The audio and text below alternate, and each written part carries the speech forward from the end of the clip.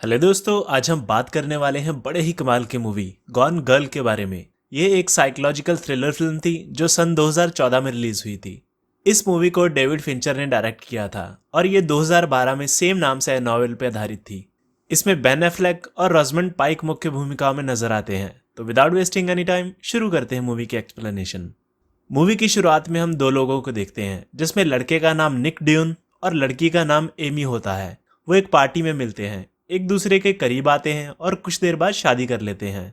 अब शादी के 5 साल बाद आज निक की 5वीं सालगिरह है। निक एक बार में बैठा है पर वो थोड़ा टेंस नजर आता है। तभी उसे अपने पड़ोसी का फोन आता है जो उसे बताता है कि उसकी बिल्ली घर के बाहर घूम रही है। वो फौरन अपने घर के लिए निकलता है और देखता है सब सामान बिखरा पड़ा था और उसकी बीवी एमी मिसिंग थी। वो पुलिस को कॉल करता है। इन्वेस्टिगेशन के दौरान डिटेक्टिव रोंडा को किचन में खून के छींटे दिखाई देते हैं और ऐसे कई सबूत मिलते हैं जिनसे ये लगता था कि एमी के साथ कुछ गलत हुआ है। अब उनका सीधा शक निक पे जाता है कि हो ना हो उसने ही अपनी बीवी को गायब किया है। तो वो शक के आधार पर उसे पूछताछ करने पुलिस स्टेशन ले जाते हैं। वहां उससे कई सवाल जवाब किए जाते हैं जिनका आंसर वो सही नहीं दे पाता और पुलिस का शक और गहरा होता जाता है। खैर, कोई ठोस सबूत न होने के कारण वो फिलहाल निक को जाने देते हैं। अब चूंकि एमी और उसके माता पिता एक फेमस हस्ती होते हैं तो लोगों को पता चलने पर उन्हें भारी प्रेस कवरेज मिलता है और उसके गायब होने की खबर आग की तरह फैल जाती है। मीडिया द्वारा निक की काफी बदनामी की जाती है क्योंकि निक का बर्ताव एमी के लिए अच्छा नहीं था और वो उसे हमेशा इग्नोर करता आया था। यहाँ एक फ्लैशबैक से हमें पता चलता है कि निक और एमी की शादी में काफी प्रॉब्लम्स थी और रिसेशन के टाइम पर दोनों की जॉब चली गई थी और दोनों न्यूयॉर्क सिटी से शिफ्ट होकर निक के होम टाउन मिसूरी में आ गए थे जहां वो अपनी बीमार मां की देखभाल करने लगा था। टाइम के साथ साथ निक आलसी होता जाता है और इसी वजह से इन दोनों में दूरियां बढ़ती जाती हैं। इसी दौरान निक अपनी वाइफ को चीट करता है और उसका अफेयर अपने ही एक कॉलेज स्टूडेंट एंडी के साथ हो जाता है। डिटेक्टिव रोंडा को तहकीकात के दौरान पता चलता है कि निक को पैसे की काफी प्रॉब्लम थी। उसकी नौकरी न होने के कारण वो स्ट्रेस में रहने लगा था। तब एमी ने अपने पैसे लगाकर उसे एक बार खोल कर दिया था जो वो अपनी बहन के साथ मिलकर चलाता था। लेकिन फिर भी निक का बिहेवियर उसके लिए चेंज नहीं होता। एमी उससे एक बच्चा चाहती थी पर वो इसके लिए तैयार नहीं था। दोनों में इसी बात को लेकर काफी झगड़े होने लगते हैं और आसपास के लोगों से पूछताछ पे रोंडा को पता चलता है कि एमी निक के साथ सुरक्षित महसूस नहीं करती थी, इसीलिए उसने एक गन भी खरीदी थी। बाद में इन्वेस्टिगेशन के दौरान डिटेक्टिव रोंडा को उसके यूरिन सैंपल से पता चलता है कि वो प्रेग्नेंट थी। लेकिन जब निक से इसके बारे में पूछा जाता है तो वो मना कर देता है। डिटेक्टिव रोंडा को उसकी डायरी मिलती है जिसमें उसने निक से खतरा महसूस होने की बात कही थी, पर यह पेज पढ़ने के बाद भी वो निक को अरेस्ट नहीं करते क्योंकि उसे अरेस्ट करने के लिए इतने सबूत काफी नहीं थे। तभी हमें पता चलता है कि एमी जिंदा है और कैंप ग्राउंड में रह रही है। उसने अपना लुक पूरा बदल दिया था ताकि कोई उसे पहचान न सके। अब हमें उसके छुपे होने का राज पता चलता है। दरअसल जब उसे निक के अफेयर के बारे में पता चलता है तब वो उसे बदला लेने के लिए खुद की मौत का प्लान करती है और सारे सबूत निक के खिलाफ छोड़ती है और एक एक डिटेल जिससे ये साबित हो सके कि निक ने ही उसका खून किया है। इसके तहत वो उसके क्रेडिट कार्ड से लाखों की हेराफेरी करती है, अपनी इंश्योरेंस के पैसे बढ़वाती है और अपनी पड़ोसी के साथ जो प्रेग्नेंट थी दोस्ती करती है और चुपके से उसका यूरिन सैंपल इकट्ठा करती है ताकि बाद में पुलिस को यही प्रूफ दिखाया जा सके जो कि उन्हें मिलता भी है।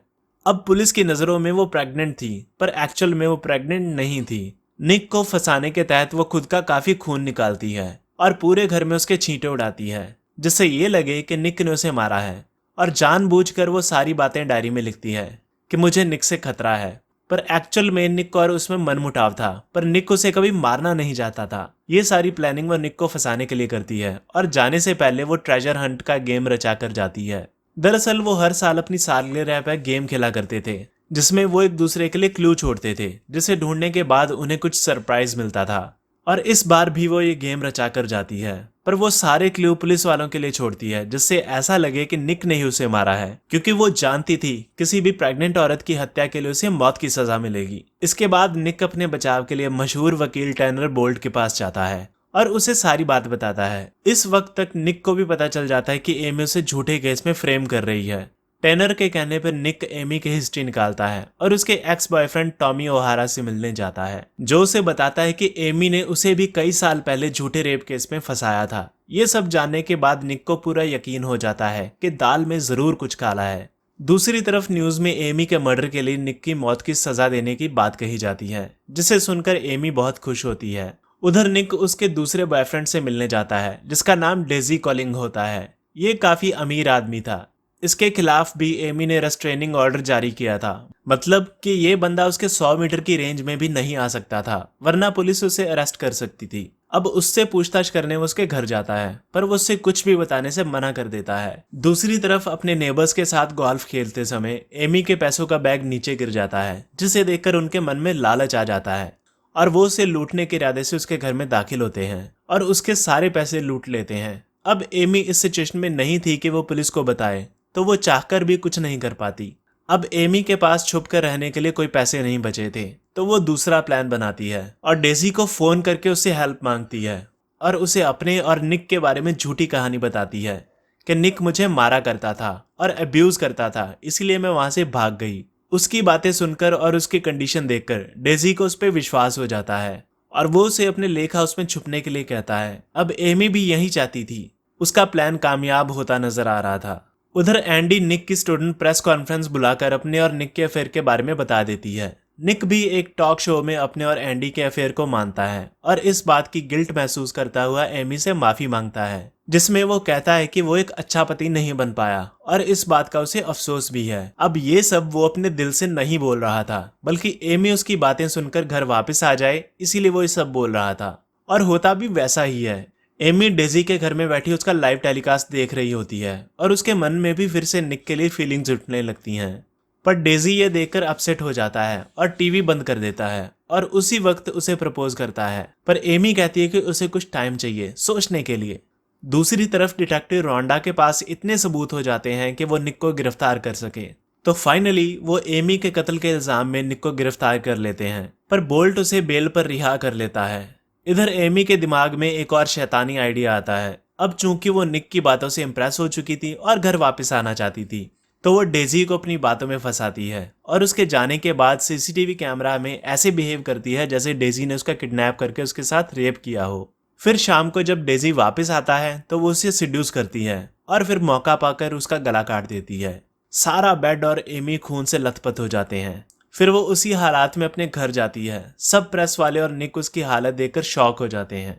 उसे हॉस्पिटल दाखिल करवाया जाता है और ठीक होने के बाद वो पुलिस वालों और एफबीआई के सामने बयान देती है, जिसमें वो कहती है कि डेजी ने उसे घर से किडनैप करके अपने पास रखा था, पर मौका पाकर उसने उसका कत्ल कर दिया और वहां से भाग आई। एफबीआई वालों को उसकी बातों पे यकीन हो जाता है, पर रोंडा को उस पर यकीन नहीं होता और वो अपना शक जाहिर करती भी है, पर एफबीआई वालों के सामने उसकी एक नहीं चलती और उस केस को एक हैप्पी एंडिंग के साथ क्लोज कर दिया जाता है।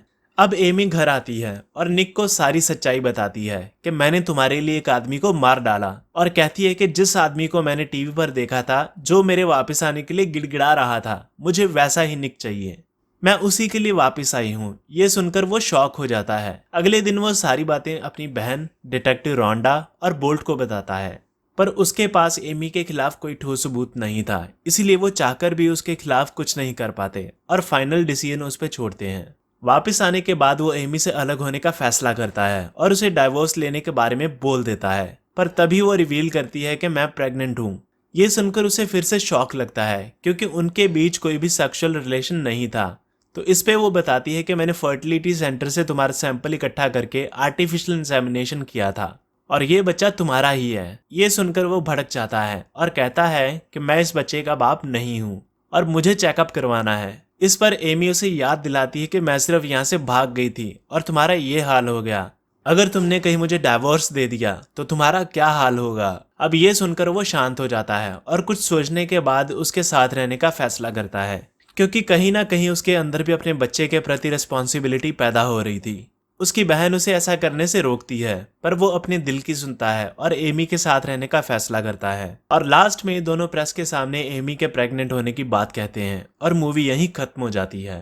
तो इसी के साथ आज की वीडियो रैप करते हैं। अगर ये वीडियो अच्छी लगी तो इसे लाइक करें, शेयर करें और सब्सक्राइब करें, और मैं मिलूंगा आपसे ऐसे किसी और मजेदार वीडियो में। तब तक के लिए बाय बाय।